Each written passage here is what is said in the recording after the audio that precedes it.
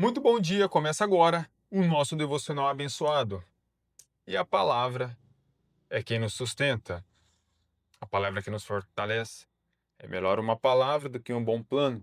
E é sobre isso que vamos nos aprofundar na palavra de Deus hoje. A palavra que nos sustenta é o tema do nosso devocional de hoje.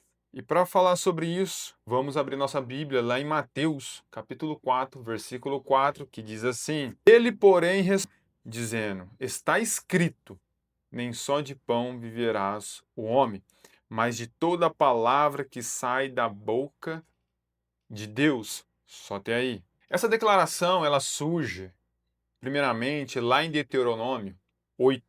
Se você ler lá, você vai ver. Quando Deus fala a Israel após 40 anos, eles sendo sustentado pelo maná no deserto. O povo havia experimentado fome, dependência diária de mané completamente, ausência da segurança humana, ou seja, ele estava ali no deserto, eles estavam sempre as mesmas coisas e houve questionamento. Só que o Senhor falou essas mesmas palavras lá no Antigo Testamento, Deuteronômio 8, e Jesus, ele traz para nós aqui no Novo Testamento. Só que num contexto diferente, onde ele foi tentado, onde o inimigo questionou ele para que ele transformasse aquela pedra em pão, para que provasse que ele realmente era o Filho de Deus.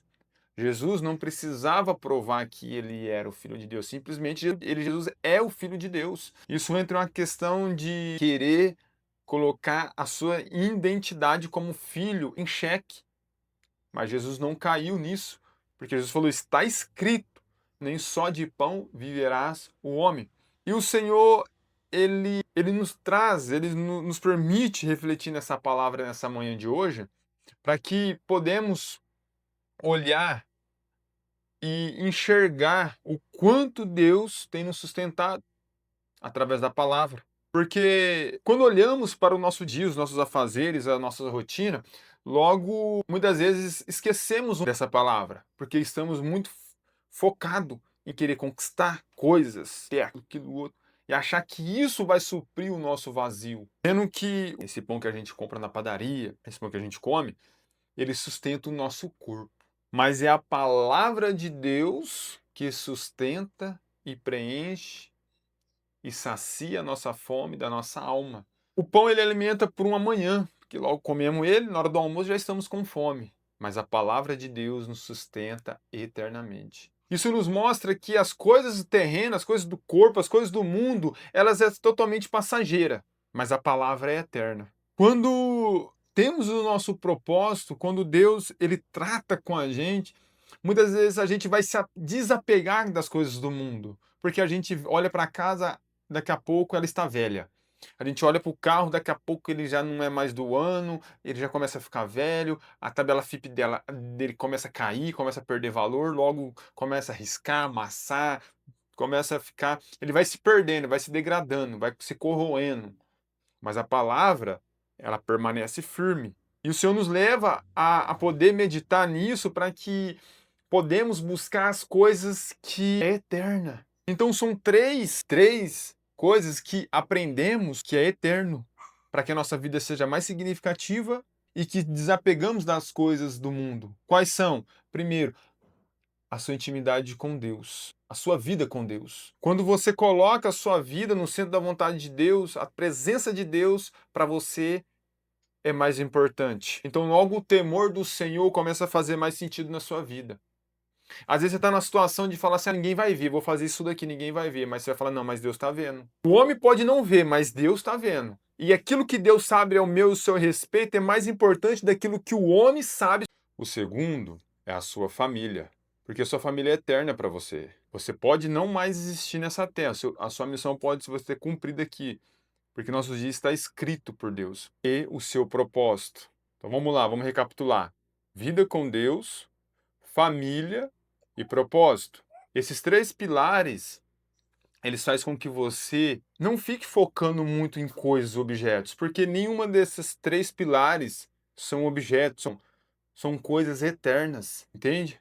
Porque estamos vivendo uma geração que corremos muito atrás de sustento, sucesso, estabilidade, trabalho, acúmulos e coisas, e muitas vezes esquecemos do que a nossa vida com Deus, a nossa família fica de lado e às vezes não cumprimos o nosso propósito. E depois que a nossa missão se acaba e a gente muitas vezes cumpre o nosso tempo aqui, a gente não leva nada. Mas a sua vida com Deus é eterna. A sua família vai levar você na memória para sempre e o seu propósito, ele fica. Mas o carro que você comprou, daqui a pouco já está na mão de outro. A casa, daqui a pouco ela deixa de existir também. Fica velho o telhado, da infiltração. Mas esses três pilares, você começar a olhar para esses três pilares de uma forma diferente, você vai começar a querer construir algo que seja eterno. Não que você não vá mais. Isso é muito essencial. É essencial para a nossa vida. As coisas, para que a gente cumpra também o nosso propósito. Mas que a gente não coloque o coração nisso. Porque onde está o seu coração, ali também está o seu tesouro. E que nessa palavra de hoje, viemos meditar a certeza que o Senhor alimenta nós com a tua palavra. Porque o pão pode nos alimentar ali na mesa, mas a fome que a gente tem da palavra.